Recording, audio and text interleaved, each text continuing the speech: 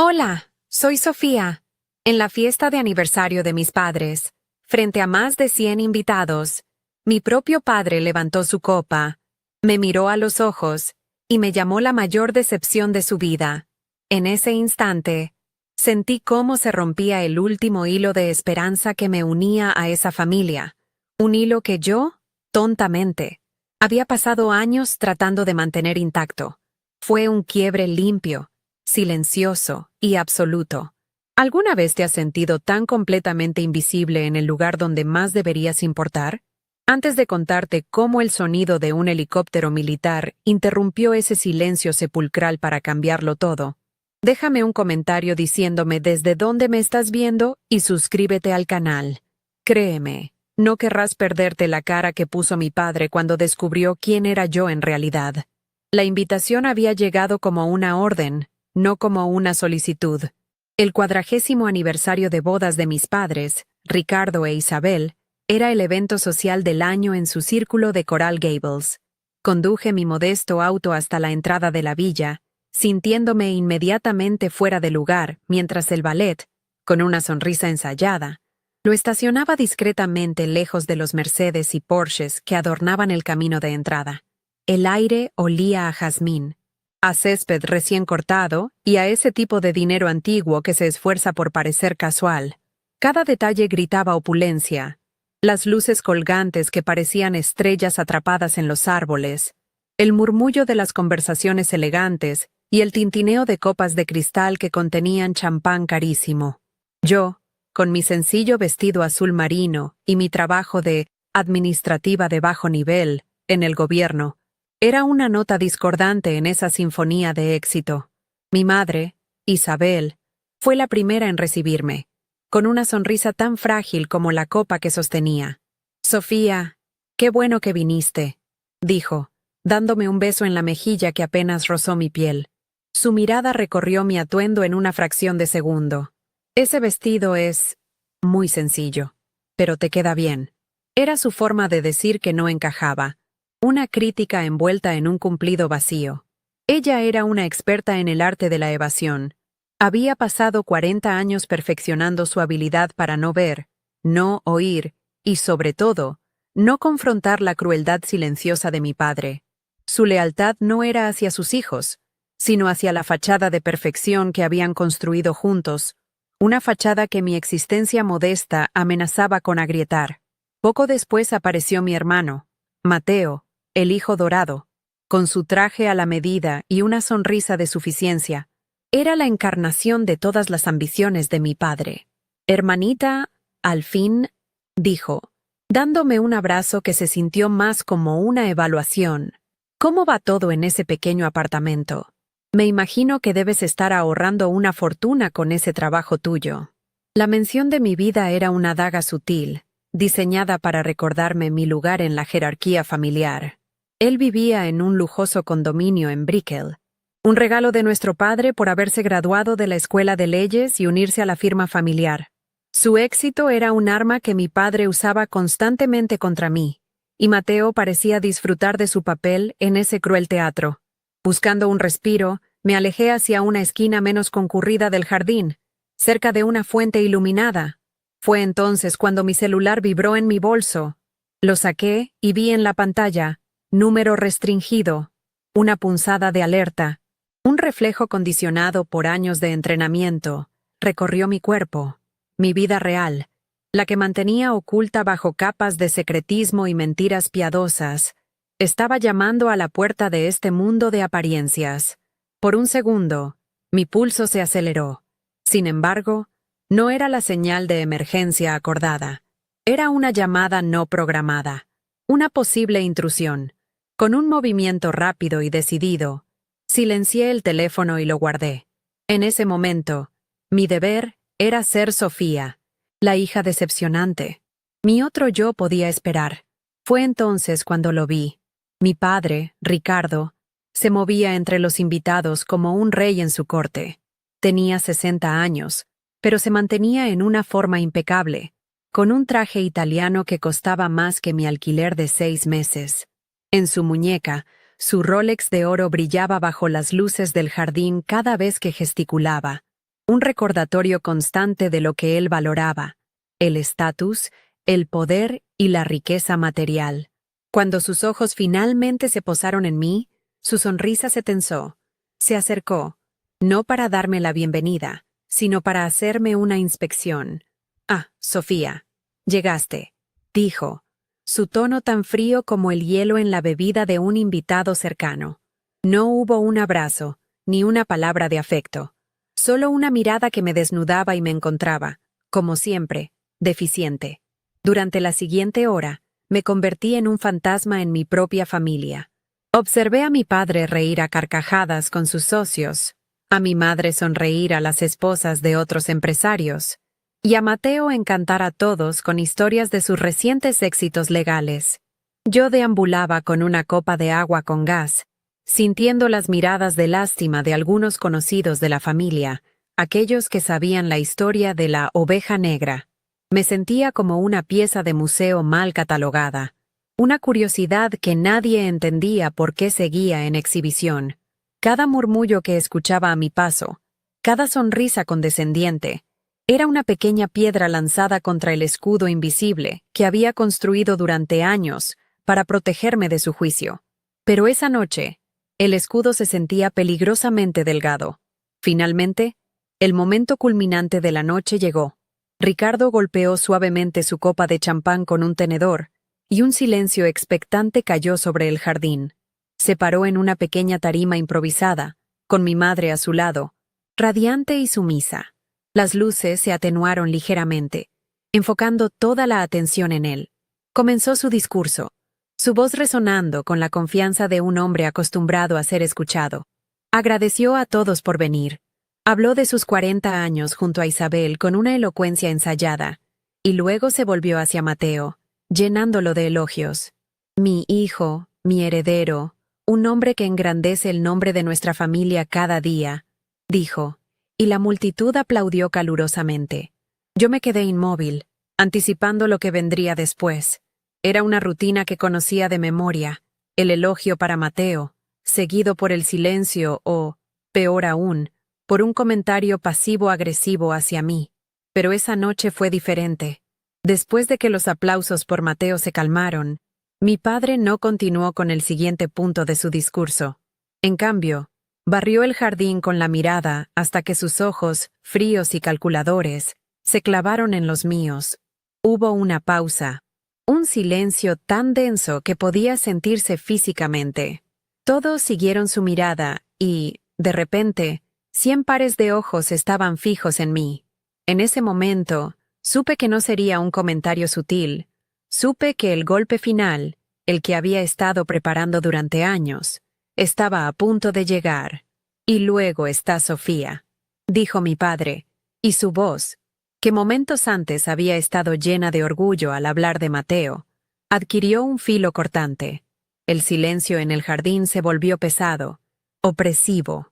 Sentí como si el aire se estuviera solidificando a mi alrededor, atrapándome en el centro de un escenario que no había elegido. Mi entrenamiento me decía que mantuviera la calma, que controlara mi respiración, que mostrara una cara impasible. Pero por dentro, una tormenta se desataba. Era la misma tormenta que había sentido en cada cena familiar, en cada llamada telefónica condescendiente, solo que esta vez estaba a punto de convertirse en un huracán de categoría 5, y yo estaba directamente en su camino, sin ningún lugar donde esconderme. Él hizo una pausa dramática, asegurándose de que cada invitado, cada socio de negocios, cada amigo de la familia, estuviera colgando de sus labios. Sus ojos no se apartaron de los míos. En ellos no vi ira, ni siquiera decepción en el sentido tradicional. Vi un frío desprecio, el de un artista que mira una obra fallida que desearía poder destruir. «He construido un legado», continuó, su voz resonando con una falsa modestia que apenas ocultaba su inmenso ego. «Un legado de éxito, de fortaleza, de respeto. Le di a mis hijos todas las herramientas para honrar ese legado». Su mirada se desvió por un segundo hacia Mateo, quien asintió con una seriedad solemne, como un príncipe heredero aceptando su destino. Luego, su mirada volvió a mí, como una sentencia. Pero a veces, dijo, y la palabra resonó en la quietud de la noche, uno de tus proyectos simplemente no funciona. La metáfora fue tan deshumanizante, tan clínica, que sentí un escalofrío recorrer mi espalda. No era su hija. Era un proyecto fallido, una mala inversión. Levantó su copa de champán un poco más alto, un gesto que parecía sellar mi destino ante ese tribunal de la alta sociedad de Miami. Y entonces, pronunció las palabras que se grabarían en mi memoria para siempre. Las palabras que finalmente cortaron el cordón umbilical de cualquier esperanza o afecto que pudiera haber albergado. Ella, dijo, señalándome sutilmente con su copa, es la mayor decepción de mi vida. El impacto fue silencioso, pero devastador. Fue como el sonido de un cristal rompiéndose en una habitación vacía. No hubo gritos, ni jadeos audibles, solo un cambio colectivo en la atmósfera. 100 pares de ojos, que antes me miraban con curiosidad, ahora lo hacían con una mezcla de lástima, vergüenza ajena y un morboso alivio de no estar en mi lugar. Sentí mis mejillas arder, pero mi cuerpo se mantuvo rígido, una estatua de hielo en medio de un jardín tropical. Mi mente, sin embargo, se aceleró. Repasó cada sacrificio, cada noche sin dormir, cada misión peligrosa, cada mentira que había dicho para proteger no solo a mi país, sino también a ellos, de una verdad que eran incapaces de comprender. Y todo se reducía a esto, una humillación pública orquestada por mi propio padre. Busqué instintivamente el rostro de mi madre. La encontré de pie junto a Ricardo, con una sonrisa petrificada en sus labios. Sus ojos se encontraron con los míos por una fracción de segundo, y en ellos no vi defensa, ni consuelo, ni siquiera tristeza. Vi miedo. Miedo de romper la perfecta imagen que su marido había creado. Miedo de las consecuencias de desafiarlo. Su silencio fue más ensordecedor que las palabras de mi padre. Fue una complicidad activa, un abandono en el momento en que más necesitaba una aliada. Ella eligió su comodidad, su estatus y su matrimonio por encima de su hija. En ese instante, no solo perdí a un padre, la imagen de mi madre se desmoronó, revelando un vacío donde yo había creído que había amor. Luego miré a Mateo. Él se había movido ligeramente, de modo que ya no estaba directamente en la línea de fuego. Su expresión era difícil de leer al principio, pero entonces lo vi. Un leve ajuste de su corbata de seda, un movimiento casi imperceptible para enderezar su postura. No había compasión en su rostro. Había una especie de validación. La humillación pública de su hermana solidificaba su propio estatus como el único heredero digno, el único hijo exitoso. El fracaso percibido de mi vida era el telón de fondo perfecto para hacer que su propio éxito brillara aún más. En ese pequeño gesto, entendí que él no era un espectador inocente en este drama familiar. Era un beneficiario directo de mi dolor. Mi padre, habiendo lanzado su granada emocional, continuó como si nada. Pero esta noche no es para las decepciones, dijo con una sonrisa que no llegó a sus ojos. Es para celebrar 40 años de éxito, de amor y de una familia fuerte. Levantó su copa. Por Isabel, por nuestro futuro y por el legado que continuará. La multitud, liberada de la tensión insoportable, se unió al brindis con un murmullo de «salud». El tintineo de las copas sonó falso, forzado. El hechizo de la fiesta perfecta se había roto. Y todos lo sabían. Pero la etiqueta social exigía que pretendieran que todo estaba bien. La música de la orquesta comenzó a sonar de nuevo. Un intento desesperado por ahogar el eco de la crueldad. Fue entonces cuando mi entrenamiento se apoderó por completo de mí. Mi respiración se estabilizó. Mi ritmo cardíaco, que había amenazado con salirse de mi pecho, volvió a un ritmo controlado. Comencé a analizar la situación como si fuera un informe de misión. Amenaza identificada. Ricardo, el patriarca. Objetivo: la aniquilación emocional y social. Daños colaterales. Yo. Estado de la misión. Completa. Mi mente se volvió clara y fría. No había lugar para las lágrimas ni para la ira. Solo había una evaluación fría de los hechos. La relación que había intentado salvar durante años ya no existía. No había sido dañada, había sido ejecutada públicamente. Mientras la gente comenzaba a moverse y a hablar de nuevo, mis ojos se posaron en la muñeca de mi padre. La luz de una de las lámparas del jardín se reflejó en el oro de su Rolex. Ese reloj, que él siempre exhibía como un trofeo, de repente se convirtió en el símbolo de todo lo que nos separaba. Él medía el valor en quilates, en acciones de la bolsa, en metros cuadrados de propiedades en Coral Gables. Su mundo estaba construido sobre una base de apariencias y riqueza material. Mi mundo, el real, se basaba en el deber, el honor y un tipo de poder que él nunca podría comprar. Miré ese reloj brillante y sentí, por primera vez, no envidia ni resentimiento, sino una profunda y abrumadora lástima por él.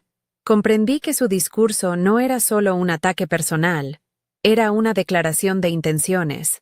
Al declararme una decepción frente a su círculo íntimo, estaba efectivamente borrándome de la narrativa familiar. Era una forma de desheredarme no solo financieramente, un pensamiento que siempre había flotado en el aire, sino también socialmente. Me estaba convirtiendo en una anécdota, en la hija rara de los García de la que nadie habla. Estaba asegurando que su legado, su precioso nombre, no se viera manchado por mi modesta existencia. El precio de mi entrada a esa familia siempre había sido mi autenticidad, y esa noche, él dejó claro que incluso mi sumisión ya no era suficiente. Una extraña calma me invadió. Era la calma que sigue a la aceptación de una verdad inevitable. Ya no tenía que intentarlo más. Ya no tenía que buscar una aprobación que nunca llegaría.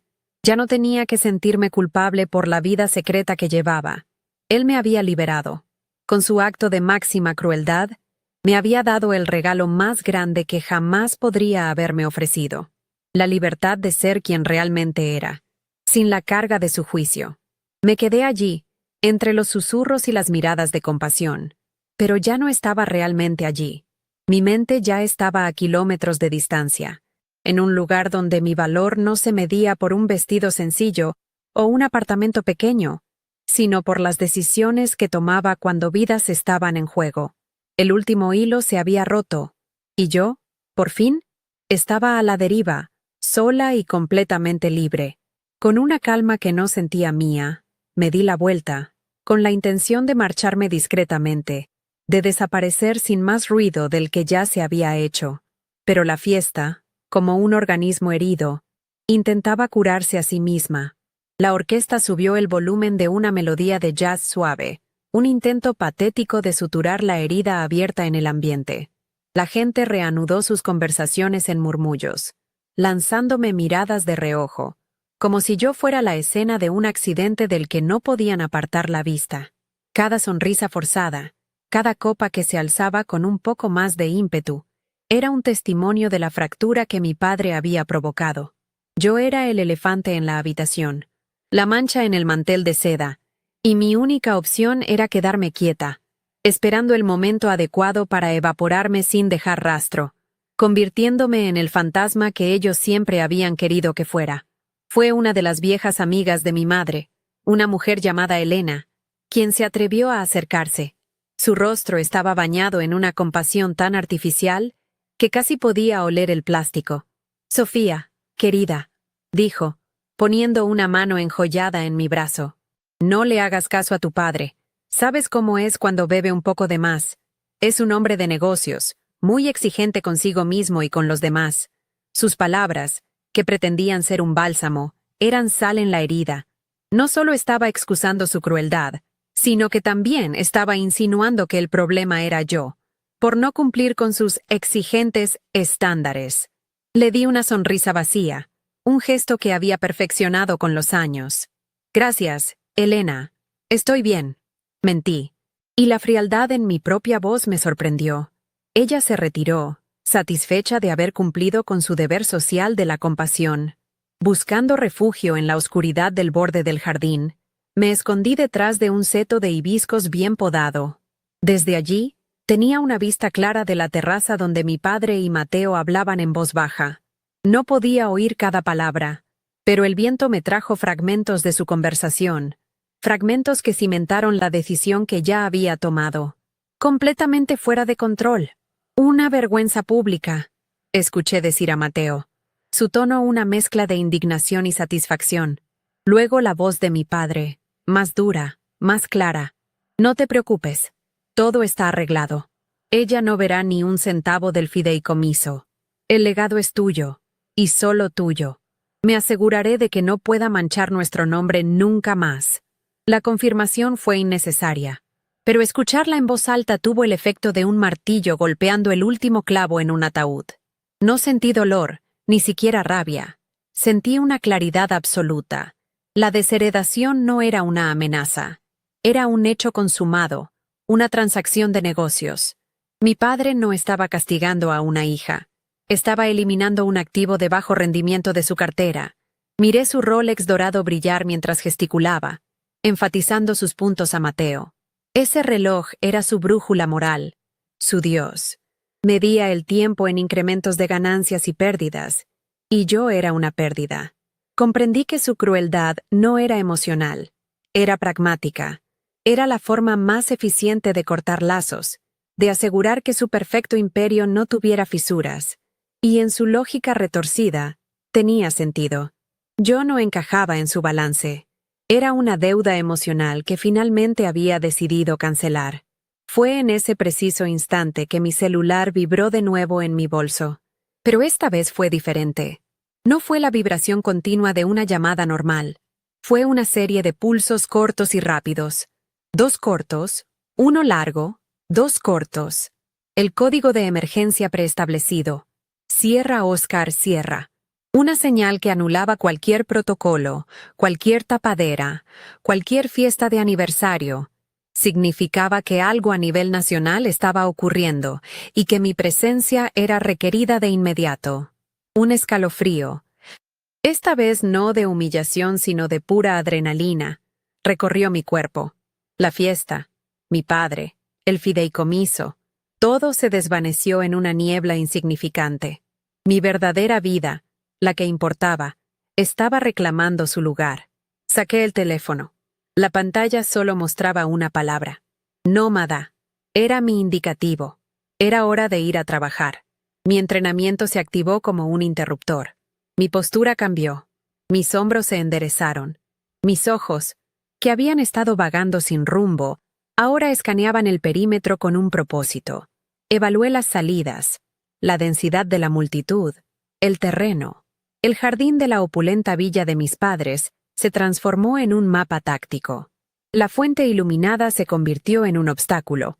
El camino de entrada, bloqueado por autos de lujo, era una ruta de escape ineficiente.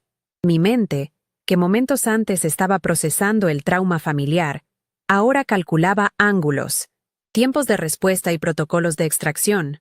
Ya no era Sofía, la hija decepcionante, era la contraalmirante García, y tenía una misión que cumplir.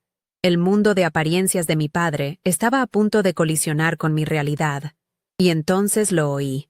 Al principio era apenas un zumbido bajo, casi imperceptible bajo la música y las conversaciones. Un sonido grave y rítmico que no encajaba con la sinfonía de la noche de Coral Gables.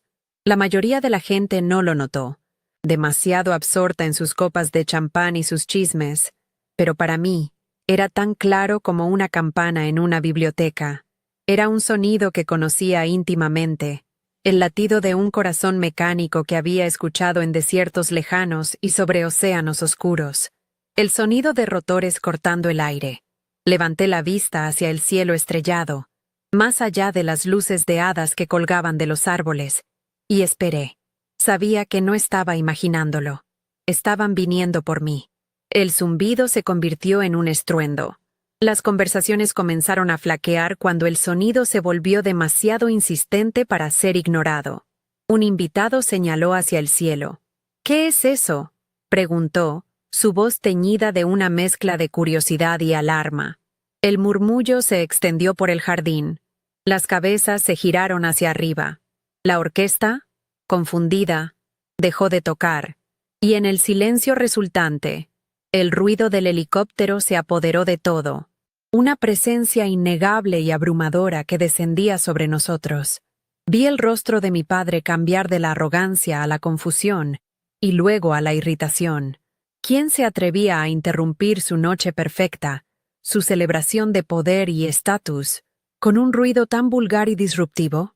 El viento de las aspas golpeó el jardín con la fuerza de una tormenta repentina. Las servilletas de lino volaron por los aires. Los delicados arreglos florales se tambalearon, y el champán se derramó de las copas de los invitados que luchaban por mantener el equilibrio. Gritos ahogados se mezclaron con el rugido ensordecedor de la turbina. Una luz de búsqueda potente bajó del cielo, barriendo el césped y atrapando a los invitados en su haz blanco y cegador, sus rostros congelados en una mezcla de miedo y asombro. La elegante fiesta de mi padre se había transformado en una zona de aterrizaje improvisada.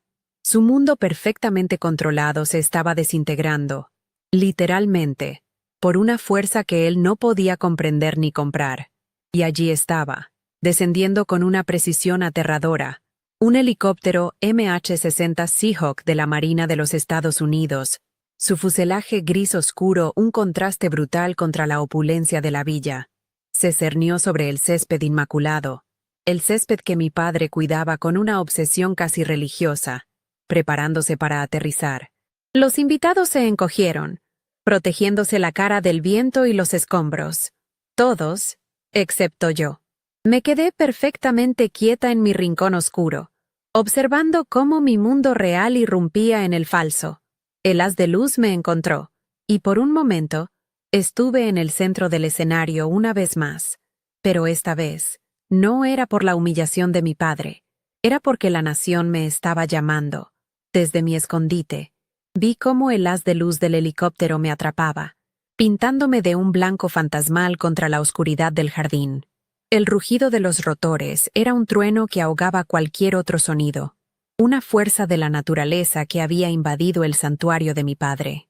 El viento artificial arrancaba pétalos de las rosas y hacía volar los manteles de seda, creando un caos que era extrañamente hermoso. En medio de esa tormenta controlada, me sentí en casa. El pánico de los invitados, sus rostros iluminados por destellos de luz y confusión, me era ajeno. Yo no sentía miedo. Sentía el familiar llamado del deber, una claridad fría y precisa que cortaba a través de años de dolor familiar. Mi mundo había venido a reclamarme, y no había nada que mi padre pudiera hacer para detenerlo. Observé a mi familia, congelada en la terraza como una fotografía de desastre.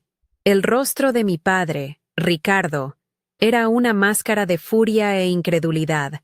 Su perfecta fiesta, su escenario de poder, había sido violado por una fuerza que no podía controlar, que no entendía. Vi su mandíbula apretarse, sus manos cerrarse en puños a los costados. Su Rolex de oro, que antes brillaba con autoridad, ahora parecía un simple adorno inútil frente a la abrumadora presencia de la maquinaria militar. A su lado, mi madre, Isabel, se aferraba a su brazo, su rostro pálido de terror, como si un dios antiguo y vengativo hubiera descendido del cielo. Y Mateo, el hijo dorado, simplemente miraba con la boca entreabierta, su arrogancia despojada, reducido a un espectador confundido como todos los demás. Por primera vez en sus vidas, eran impotentes. Mi mente se desconectó por completo del drama personal. La humillación, el brindis, la desheredación, todo se encogió hasta volverse insignificante. Eran problemas de otra persona, de una versión de mí que estaba muriendo en ese mismo instante. Mi cerebro cambió a modo operativo. Analicé el helicóptero, un MH-60 Seahawk, configurado para transporte VIP y operaciones especiales. Eso significaba que la situación era crítica y de alta seguridad. Mi indicativo, nómada, no era una simple llamada. Era una activación de emergencia de nivel 1. Mi plan de una salida silenciosa se había evaporado. El protocolo dictaba que mi extracción debía ser inmediata y sin concesiones, sin importar las circunstancias. Mi tapadera como Sofía, la administrativa, estaba a punto de ser incinerada frente a un centenar de testigos. Con una precisión que hablaba de innumerables horas de entrenamiento, el Seahawk tocó tierra. Sus patines apenas rozaron el césped perfectamente cuidado de mi padre, el mismo césped que él había descrito una vez como la alfombra de nuestro éxito. El impacto fue mínimo, pero el mensaje fue máximo. Esto no era un accidente, era una llegada deliberada y dominante. La puerta lateral se deslizó hacia un lado con un silbido neumático, revelando la silueta de un hombre recortada contra la tenue luz roja del interior de la cabina. No dudó. Saltó al suelo con la agilidad de un atleta y comenzó a caminar directamente hacia la multitud, hacia la luz de búsqueda, hacia mí. El corazón de la fiesta se detuvo por completo, a la espera de lo que vendría a continuación. El hombre que emergió de la oscuridad era la encarnación de la autoridad. Llevaba el uniforme de gala de un capitán de la Marina de los Estados Unidos, sus medallas brillando sutilmente en su pecho, su gorra blanca perfectamente colocada. Se movía con una economía de movimiento que era a la vez eficiente y amenazante. Los invitados, la élite de Miami, se apartaron instintivamente de su camino. Sus trajes de diseñador y sus joyas caras, de repente parecían disfraces frívolos frente a su propósito inquebrantable. Ignoró sus rostros boquiabiertos, sus susurros de asombro. Su mirada estaba fija, un misil guiado por láser que tenía un único objetivo. Yo. Mientras él se acercaba, sentí una transformación final dentro de mí. La última pizca de Sofía, la hija herida, se disolvió. En su lugar, se solidificó la contraalmirante García. Enderecé la espalda. Mis hombros retrocedieron a la postura reglamentaria que me era tan natural como respirar. Mi rostro, que había estado luchando por mantener una máscara de neutralidad, se asentó en una expresión de calma y mando. Observé su aproximación, notando los detalles. La insignia de guerra de superficie en su uniforme. La forma en que sus ojos escaneaban el área en busca de amenazas potenciales incluso mientras caminaba. No era un actor en un drama. Era un profesional en una zona de operaciones, y yo era su comandante en jefe. Fue entonces cuando mi padre, incapaz de soportar un segundo más de irrelevancia, cometió su último error. Dio un paso adelante, interponiéndose torpemente en el camino del capitán. Su voz, acostumbrada a mandar en salas de juntas y clubes de campo, resonó con una indignación que rayaba en lo patético. ¡Un momento!, ladró, intentando recuperar el control de la situación. ¿Quién demonios es usted? Esta es una propiedad privada.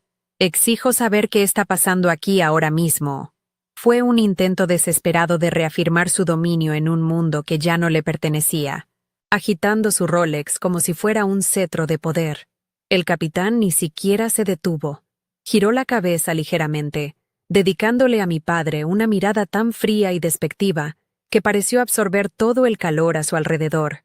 No dijo una palabra. El mensaje era claro. Usted no importa. Con ese simple gesto, desmanteló 40 años del ego de Ricardo, reduciéndolo a un obstáculo menor y ruidoso. Pasó a su lado sin romper el paso, dejando a mi padre solo en medio de su propio jardín, con la boca abierta y la autoridad hecha añicos. La humillación que me había infligido minutos antes palidecía en comparación con el completo y absoluto desprecio que acababa de recibir de un verdadero hombre de poder. La multitud observaba en un silencio atónito. Podía sentir sus ojos sobre mí, pero su juicio ya no tenía peso. El capitán continuó su marcha hasta que estuvo directamente frente a mí, a una distancia respetuosa. La luz de búsqueda nos envolvía a los dos, creando un escenario íntimo en medio del caos. El rugido del helicóptero era nuestro telón de fondo, la banda sonora de mi verdadera vida. Miré sus ojos y vi el reconocimiento, el respeto y la urgencia de la misión. Él no veía a una joven con un vestido sencillo en una fiesta familiar. Veía a su oficial superior. En ese momento, antes de que se pronunciara una sola palabra, yo ya había ganado. Había recuperado todo lo que me habían quitado. Finalmente, el momento que lo cambiaría todo llegó. El capitán se cuadró, su cuerpo adoptando una postura de atención impecable. El sonido de sus talones al juntarse fue nítido, un punto final a mi vida anterior. El mundo pareció contener la respiración. Mi padre, mi madre, Mateo, Todos miraban, sus cerebros luchando por procesar una realidad que desafiaba todo lo que creían saber sobre mí. Entonces, con un movimiento preciso y lleno de deferencia, el capitán levantó su mano derecha hacia su sien, sus dedos juntos, en un saludo militar perfecto. El gesto colgó en el aire, un símbolo inconfundible de respeto y jerarquía, dirigido a mí, la mayor decepción de mi padre. La voz del capitán cortó el aire, clara y resonante por encima del rugido de las turbinas, una voz entrenada para dar órdenes en el fragor del combate, no para susurrar en fiestas de jardín. Almirante. El presidente solicita contacto urgente. Cada sílaba fue un golpe de martillo contra el cristal de la realidad que mi familia había construido. La palabra almirante colgó en el aire, pesada e imposible. No fue un susurro, fue una declaración, una bomba de sonido que detonó en el silencio atónito de 100 invitados. Pude ver la incredulidad florecer en los rostros que me rodeaban. Una onda expansiva de confusión que se extendía desde el epicentro donde yo estaba de pie. El mundo se detuvo. El tiempo, que mi padre medía con su Rolex de oro, se había fracturado, y en esa grieta, mi verdadera identidad finalmente salió a la luz, cegadora e innegable. Me volví para mirar a mi padre. Ricardo, el hombre que me había sentenciado públicamente minutos antes, parecía haberse encogido. Su rostro, normalmente bronceado y seguro de sí mismo, había perdido todo su color, volviéndose de un blanco ceniciento que hacía juego con los manteles de la fiesta. Sus labios se movieron, pero no salió ningún sonido. Sus ojos, fijos en mí, eran dos abismos de puro shock. Vi cómo su cerebro intentaba desesperadamente conectar los puntos, la hija decepcionante, la administrativa de bajo nivel, y la palabra, almirante. La ecuación no tenía sentido en su universo. Su mano, la que llevaba el pesado reloj de oro, temblaba ligeramente.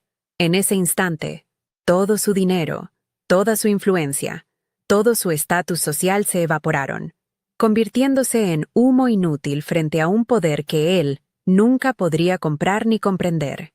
Al lado de mi padre, mi madre, Isabel, se llevó una mano a la boca, sus ojos desorbitados por el terror. Su reacción no fue de orgullo ni de asombro, fue de miedo, el miedo a lo desconocido, el miedo a la hija que había vivido bajo su techo y de la que no sabía absolutamente nada. Su mundo de apariencias, de sonrisas falsas y lealtad ciega a su marido, se había hecho añicos. Luego miré a Mateo, mi hermano, el hijo dorado, el heredero. Me miraba como si yo fuera un fantasma. Su sonrisa de suficiencia había desaparecido, reemplazada por una expresión de absoluta incredulidad. La jerarquía familiar, la pirámide en la que él siempre había estado en la cima y yo en la base, se había invertido en un solo instante. El fracaso de su hermana, que tanto había reforzado su propio éxito, se reveló como una mentira, y su mundo, tan cuidadosamente construido sobre esa mentira, se tambaleaba. Los susurros comenzaron a extenderse entre la multitud como un incendio forestal. Las miradas de lástima se transformaron en miradas de asombro, de respeto, incluso de miedo.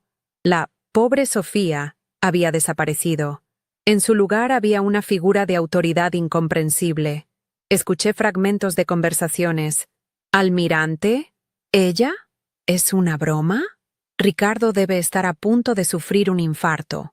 La humillación que había sentido se disolvió, lavada por esta marea de confusión.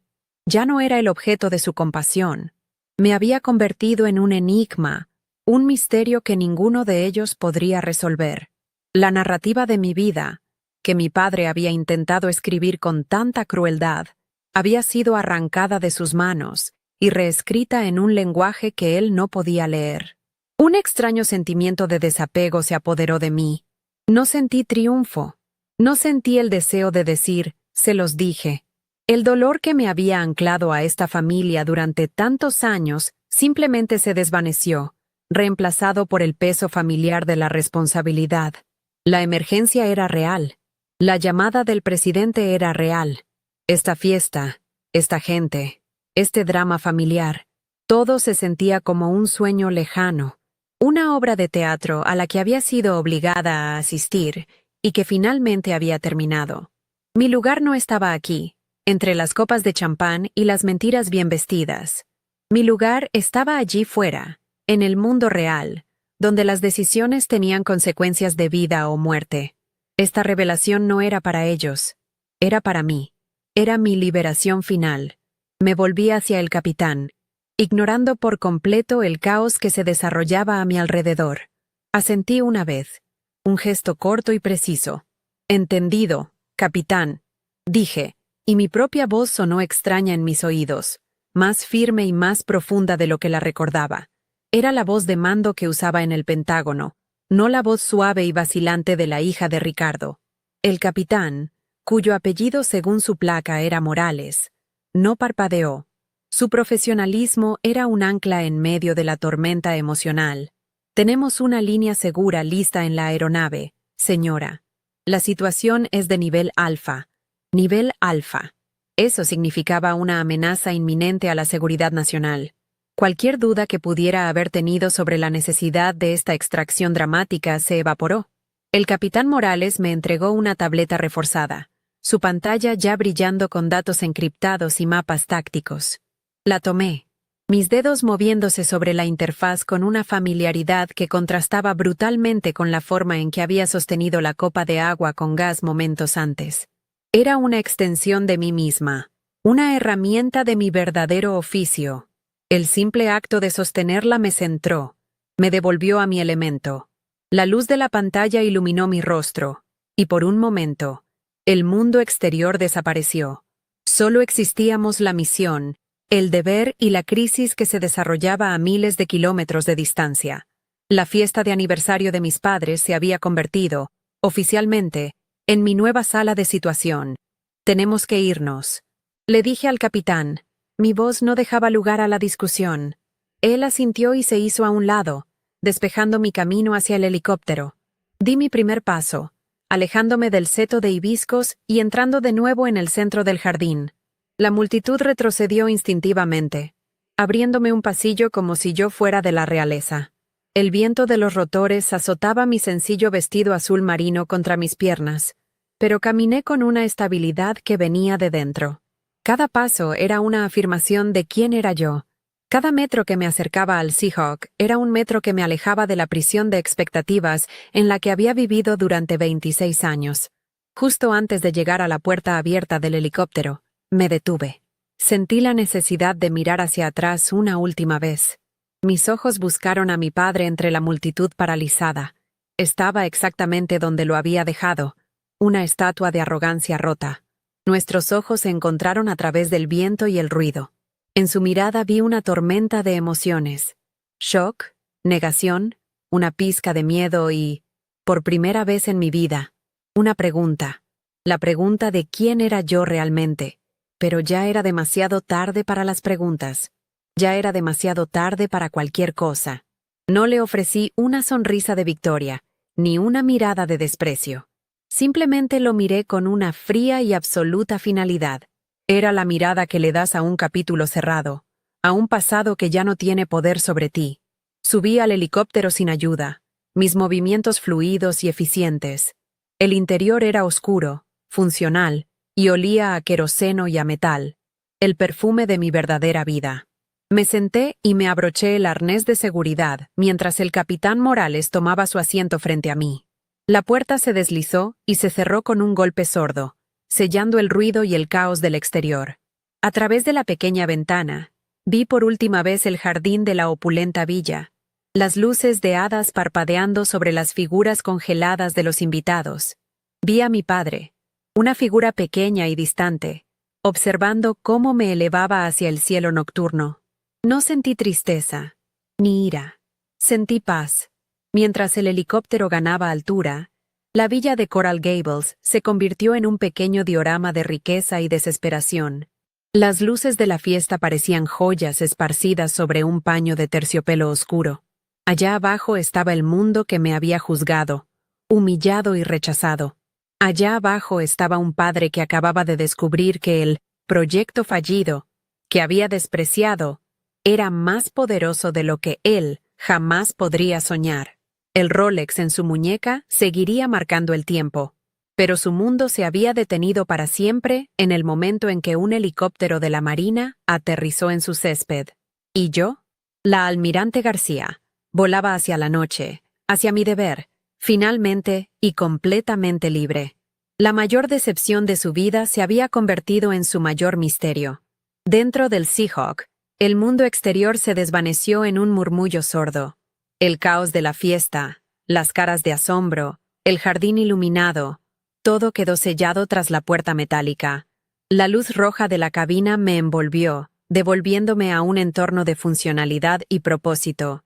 Ya tenía la tableta en mi regazo, mis ojos escaneando las líneas de código encriptado y los informes de inteligencia que se actualizaban en tiempo real. La crisis en el mar de China Meridional era grave. Una escalada diplomática que amenazaba con convertirse en algo mucho peor. El capitán Morales me observaba en silencio desde el asiento de enfrente, su rostro una máscara de profesionalismo. No preguntó nada sobre lo que acababa de presenciar. Para él, la fiesta era simplemente una zona de extracción. Mi vida personal era una variable irrelevante en la ecuación de la seguridad nacional. Y en ese momento, yo estaba de acuerdo con él. La contraalmirante García estaba de vuelta en su puesto. Y Sofía, la hija, había sido dejada atrás, una piel desechada en el césped perfectamente cuidado de Coral Gables. Durante las semanas que siguieron, mi vida se convirtió en un torbellino de reuniones de alto nivel en el Pentágono, videoconferencias con el Estado Mayor Conjunto y noches en vela analizando datos satelitales. Me sumergí por completo en mi trabajo, el único lugar donde siempre había tenido sentido. No hubo tiempo para procesar el drama familiar. La misión era mi único foco. Sin embargo, el mundo que había dejado atrás no me olvidó tan fácilmente. Mi antiguo teléfono, el que usaba para mi vida de civil, se inundó de mensajes y llamadas perdidas. Primero fueron los invitados a la fiesta, luego viejos amigos de la familia, todos buscando una explicación, un trozo del chisme más increíble que la alta sociedad de Miami había visto en décadas. Los ignoré a todos. Eran fantasmas de una vida que ya no era la mía. Sus voces, un eco distante de un mundo que había dejado de existir para mí. El primer intento de contacto directo de mi familia vino de Mateo. Sus mensajes de texto pasaron de la incredulidad a una especie de admiración desesperada. Sofía, no entiendo nada, pero, Dios mío, papá está destrozado. Por favor, llámame. Necesitamos hablar. Su tono de superioridad había sido reemplazado por una confusión casi infantil. Por primera vez, no me veía como su hermana menor y fracasada, sino como una entidad incomprensible y poderosa. Leí sus mensajes con una frialdad que me sorprendió a mí misma. No sentí compasión ni el deseo de explicarme. La dinámica entre nosotros se había basado en una mentira que él había aceptado con gusto. Ahora que la verdad había salido a la luz, su mundo se había puesto de cabeza. Dejé sus mensajes en leído, un pequeño acto de finalidad digital. Su estatus de hijo dorado se había construido sobre mi sombra, y ahora que yo había salido al sol, él parecía perdido en la oscuridad. Luego vinieron los correos de voz de mi madre, cada uno más angustiado que el anterior.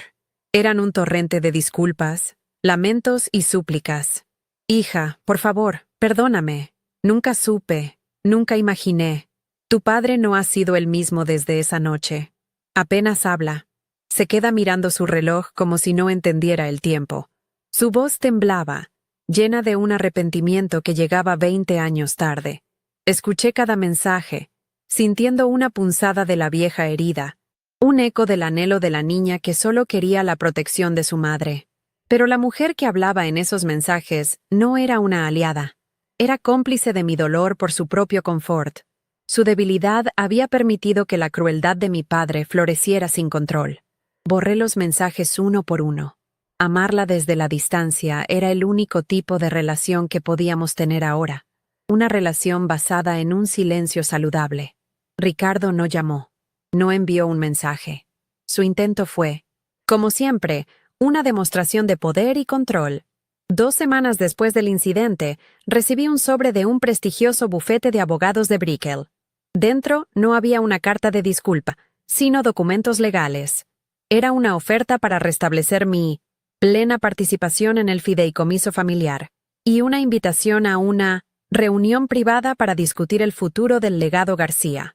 No había ni una palabra de afecto, ni un atisbo de remordimiento. Era una transacción de negocios. Estaba intentando comprar a la almirante de la misma manera que había intentado desheredar a la administrativa. Era la única forma en que sabía relacionarse, a través del dinero y el poder. El Rolex de oro en su muñeca seguía dictando cada uno de sus movimientos, incluso ahora. Mi respuesta fue igualmente impersonal, pero infinitamente más poderosa. No escribí una carta, no hice una llamada. Simplemente le di instrucciones a mi propio contacto en el Cuerpo de Abogados Generales de la Marina. Un día después, el bufete de mi padre recibió una carta con el sello oficial del Departamento de la Marina de los Estados Unidos. Era una orden de cese y desistimiento, redactada en un lenguaje legal tan frío e impenetrable como el casco de un submarino.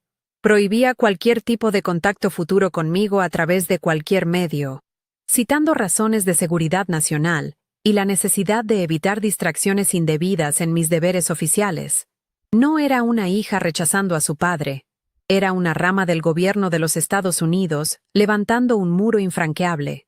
Usé el lenguaje que él entendía, el del poder incontestable. Después de eso, el silencio fue absoluto. Cambié mi número de teléfono personal y establecí un protocolo a través de mi asistente para que cualquier comunicación no oficial fuera bloqueada. Las fronteras que había establecido eran claras y definitivas. Mi vida ahora estaba completamente compartimentada. Mi trabajo era mi vida, y la familia a la que servía era la nación.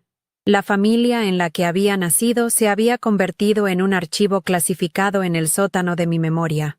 Un capítulo de antecedentes que ya no tenía ninguna influencia en mis operaciones actuales. La paz que sentí fue profunda y liberadora. Ya no tenía que llevar el peso de 2 identidades. Solo quedaba una, la mía. A través de canales indirectos, me enteré del resultado. La historia de la fiesta del aniversario se convirtió en una leyenda urbana en Coral Gables. Ricardo García, el hombre que controlaba cada aspecto de su vida, se convirtió en el hazmerreír de su círculo social. El padre que no tenía ni idea de que su hija era una de las mujeres más poderosas del país. Su reputación de hombre influyente y omnisciente quedó permanentemente dañada. Se retiró de varias juntas directivas, su arrogancia reemplazada por una reclusión amargada. Mateo, me dijeron, luchaba por ser tomado en serio en la firma, su propio éxito ahora eclipsado para siempre por el misterio de su hermana. Se quedaron con su villa, sus autos de lujo y su Rolex de oro, pero vivían en las ruinas de la fachada que tanto se habían esforzado por mantener. Hoy, mi apartamento ya no está en Miami.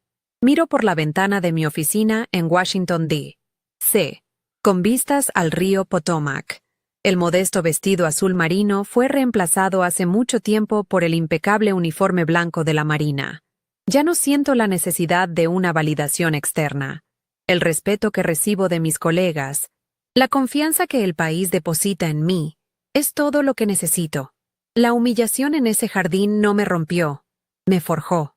Me liberó de la única cadena que aún me ataba. La esperanza de ser amada por personas incapaces de ver mi verdadero valor.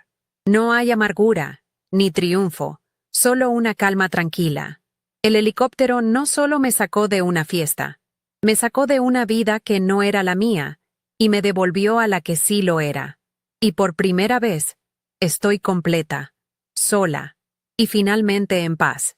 Lo que aprendí esa noche, bajo el viento de las aspas de un helicóptero y la mirada atónita de 100 extraños, fue una lección que ninguna academia militar podría haberme enseñado.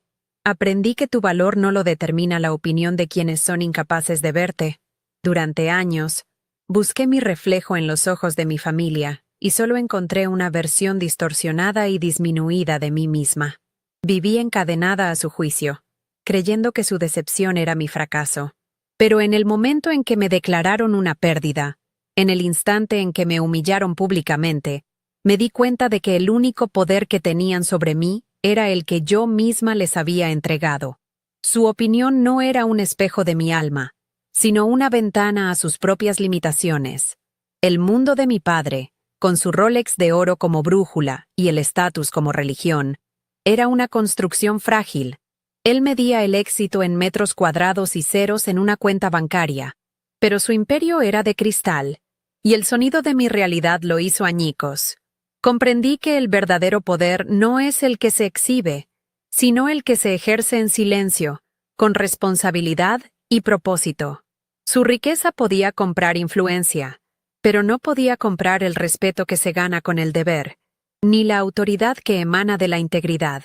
Al final, su reloj de oro solo marcaba el tiempo en un mundo vacío, mientras que mis decisiones, tomadas en la sombra, ayudaban a darle forma al mundo real. Esa noche, el contraste entre su poder ilusorio y mi autoridad tangible se hizo dolorosamente claro. Las palabras que mi padre usó para herirme, la mayor decepción de mi vida, se convirtieron, irónicamente, en el catalizador de mi liberación.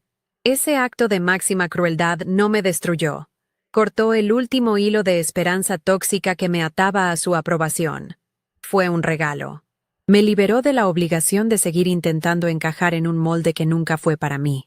A veces, el momento más doloroso, el rechazo más absoluto, no es un final, sino un comienzo.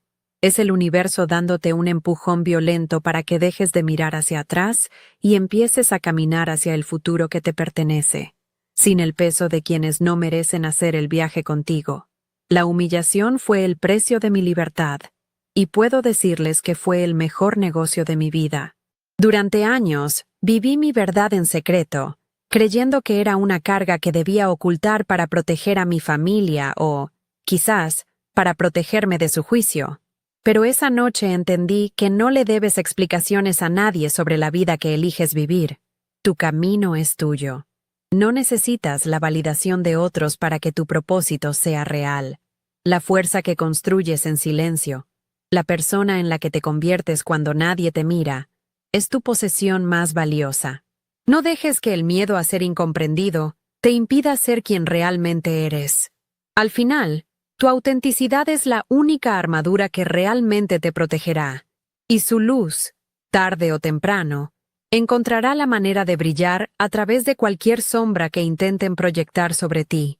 También descubrí que la familia no siempre es la que te toca por sangre, sino la que eliges y la que te elige por lealtad y respeto. Mi verdadera familia llevaba uniformes, no trajes de diseñador. Me valoraban por mis habilidades, mi carácter y mi compromiso, no por mi apellido o mi capacidad para encajar en su círculo social. Me enseñaron que el respeto se gana, no se hereda, y que la lealtad es un vínculo forjado en la confianza mutua, no en la obligación.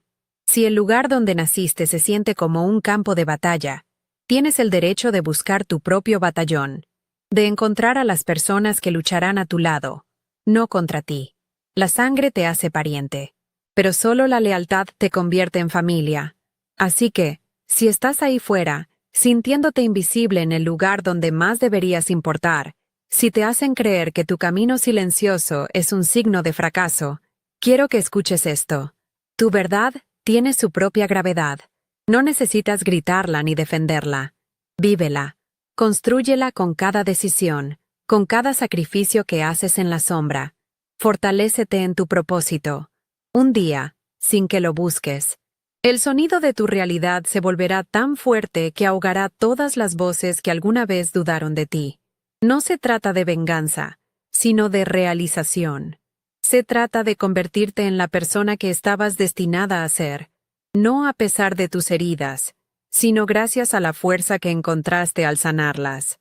¿Cuál fue ese momento en tu vida en que te diste cuenta de que tu valor no dependía de la aprobación de nadie más? Me encantaría leer tu historia en los comentarios. Y si has sentido esa lucha entre la persona que eres y la que otros esperan que seas, suscríbete al canal y activa las notificaciones. Juntos, seguiremos compartiendo las historias que nos recuerdan que nuestra verdadera fuerza no se mide por el aplauso de los demás, sino por la paz que encontramos al ser fieles a nosotros mismos. Créeme, el próximo relato te demostrará que, a veces, un final es solo el comienzo de la verdadera historia.